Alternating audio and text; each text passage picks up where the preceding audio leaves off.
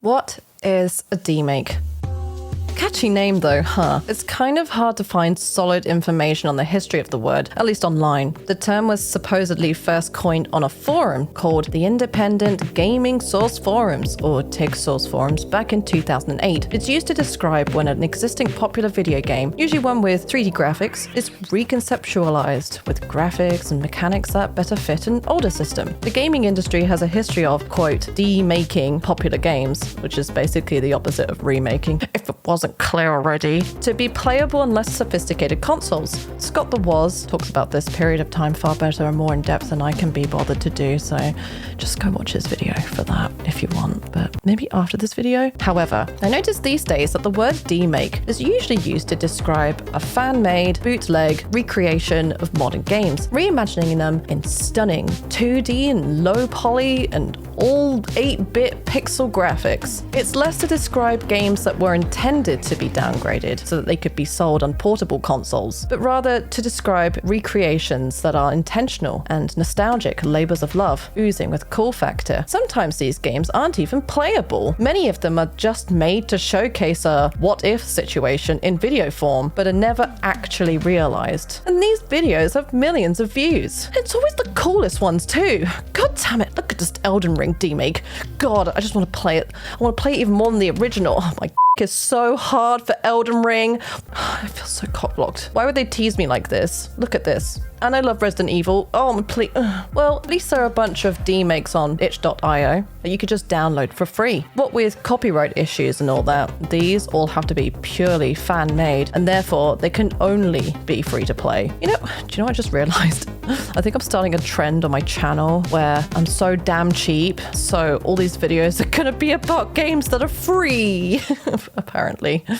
Oh well, anyway. If you search for demake in itch.io search box, there are a whole pile of fan-made demakes of familiar games. You've got Terra, an 8-bit Terraria demake. You've got Resident Evil 2 for Atari. You've got this Five Nights at Freddy's demake, which might be the most itch.io thing on the entire website. Then you've got a Game Boy demake of an NES demake of the SNES game Axelay, which is weirdly specific. These are just some examples. For the sake of ease, and since low poly is so fashionable right now, it was easy for me to check out the Deadspace demake, which is particularly interesting because Deadspace, which came out in 2008 on PC, just got an official remake. The remake was built in the Frostbite engine, giving it more immersive cutscenes, gorgeous volumetric dynamic lighting, whooshy whooshy. Oh my god, look how pretty it is. Oh look, I can't see anything here, but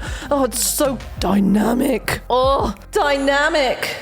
Then, not long after, this demake popped up on itch.io. I didn't even know this game was popular enough for this. Am I, stupid, or have I been living under a rock? I mean, whatever. I wound up playing the Deadspace remake, the Deadspace demake, and the original Deadspace from 2008, and decided to do a cheeky comparison between them. You're probably already seeing them in the pictures on the screen, while also answering a few questions. What is a demake? And what makes for a good and effective demake? Also, why did developers make them at all? The developer of the Deadspace demake, Fraser Brumley, stated on the game download page, "This project was mostly a way for me to learn Unreal and the PS1 aesthetic." Then they suggest that they will likely work on similar games in the future. So right off the bat, we understand that this game was made as a personal project to learn how to make a game. Making a game for fun? Isn't that genuinely exciting? Fraser talks about learning the PS1 aesthetic, or as some put it, PSX. I had to Google this because apparently people used to abbreviate PlayStation to PSX. You learn something new every day. Okay, so how can we easily identify what forms the PS1 aesthetic? I would go into full nerdy detail about the capabilities of the console if I were a nerd, but I'm not. But instead, I'm going to give you my best description of the aesthetic as a normie. The PlayStation led the market in games consoles when it came out, boasting immersive 3D graphics. In essence, it was a big step up in the games industry, hosting some of the most iconic games in gaming history, and has since become a legendary games console. Even I, as someone who never played on a PlayStation 1, except for Rayman in the corner of my local youth club, while everyone else was outside getting vitamin D and making friends friends and touching grass. Even I recognize a PlayStation game instantly. It's embedded into gaming culture, okay? I swear to God, hold your actually comments. I'm just a fake gamer girl. Please, just bear with me. Number 1, low poly models. Here are some examples. Number 2, low resolution textures, like this and this. Number 3, polygon jittering. It's this thing. Look at it. Cool. Number 4, texture warping. Look, it's that thing. Just take my word for it. Number 5, these games are in 30 frames per second usually. I swear to God, I'm going to see some comments about, actually, they're in 25 frames per second if you're in the UK. I swear to God. I swear to God. Number 6. What number are we on? Lighting is simple and has basically no depth, like this. Number 8, this weird fog effect. You can usually see it in Silent Hill. And then a bonus, you might play these games on 4:3 resolution since this is the most common consumer TV size. So that's how you make the PlayStation 1 aesthetic. Okay, that's the best I could do. So let's just move on to the Deadspace Demake finally. If I were a real YouTuber, I'd be like, so without further ado, let's jump right straight forward, dive headfirst into the video, and then hit you with the title screen.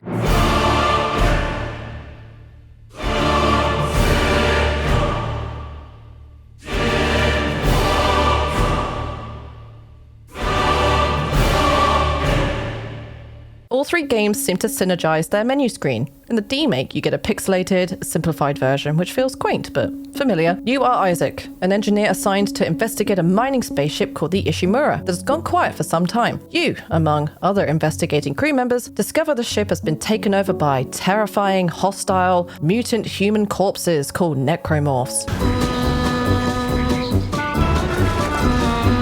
In the original and the remake, you start the game with a cutscene seated aboard your ship, the Kellion. Then you have an exchange with your crew members before arriving at the Ishimura. It isn't long before you all realize something is seriously wrong and you get separated from your crew. After a short chase from the creatures, you clamber into an elevator before ending up in a square room with a locked door. Behind the door, you hear a guy screaming for help. You see live wires to the right of the door. If you explore the room a bit, there are some medkits and some crates of ammo to stomp on. And of course, on the table, you find the iconic Deadspace weapon, the plasma cutter. In the Demake, you start in this square room. This is a great chance to mess around with the camera controls, and you can take a good look at the environment. And Isaac, in his dorky low poly outfit, he looks like a cyborg with a bucket for a head, but it's like still quintessentially Isaac. He's got them blue neon horizontal lines on his helmet. He's got the health gauge on his spine. He's even got his little stasis gauge. And on top of that, you get that really frustrating third-person over-the-shoulder perspective that eats into your field of view like me and a tube of McVitie's chocolate digestives.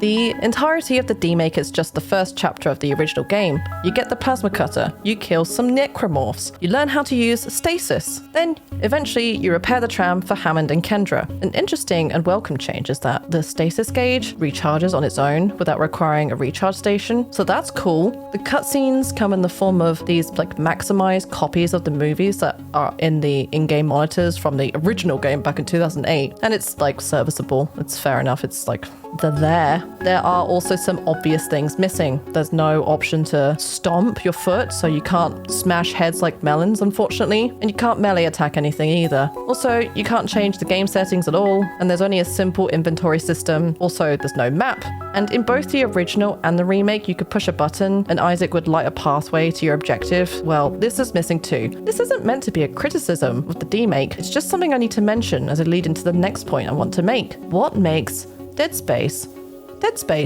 How do you choose what features to include in a demake of the game and what to let go? Based on all this, it seems like Deadspace, at least according to Fraser Brumley, is at its core about a man in a suit with blue lights, these necromorphs, and the plasma cutter. It's about Deadspace being this slow-paced action horror. It's about navigating a derelict ship. It's about all the dread and the tension. What's less important is whether you can smash a creature beneath your boot. Since honestly, I'd actually forgotten that this was a thing feeling when I started replaying the original. So to be honest, it feels indisputably like Dead Space in a familiar PlayStation shell. And that is the feeling that matters. Well, that and the feeling of not having to spend money on the game. Plus, if the game's free, I should probably note, and the developer themselves admit that they set out to just teach themselves something new, and they just wound up using this beloved game to do just that. Why not? It doesn't have to be perfect. Apparently, it doesn't even have to be playable. That's the magic of Demakes. But there's something truly charming about seeing something that reminds us of our childhood, that gives us warm and familiar feelings. But seeing newer games reimagined in such a way feels like a love letter to both the new game and a bygone era. It doesn't need to be fresh, quite the opposite. It's replicating the feeling of nostalgia towards a game that never existed in the past. And our brains get this sort of dopamine hit when we see something we recognize and like. Dead Space, I know what that is. PlayStation, my childhood, I know what that is. It's kind of like seeing someone painting fan art of a known character in the style of an artist we like. It's a collaboration, which is awesome. So what I'm trying to say is, nowadays, Demakes are like fan art. And somehow that makes me hopeful we'll see more and more of these in the future. As I was playing the Dead Space remake and realized that, yeah, I can't stomp on creatures' heads, and I can't melee attack, and also I got lost a lot because there's no map or navigation. It also made me realize that part of the experience of these fan-made Demakes is that they are short. They're short and sweet demos of what could be, but ultimately it's not necessarily as enjoyable as playing the more recent versions, or in this case, the original. So overall, I really like them. Okay, peace!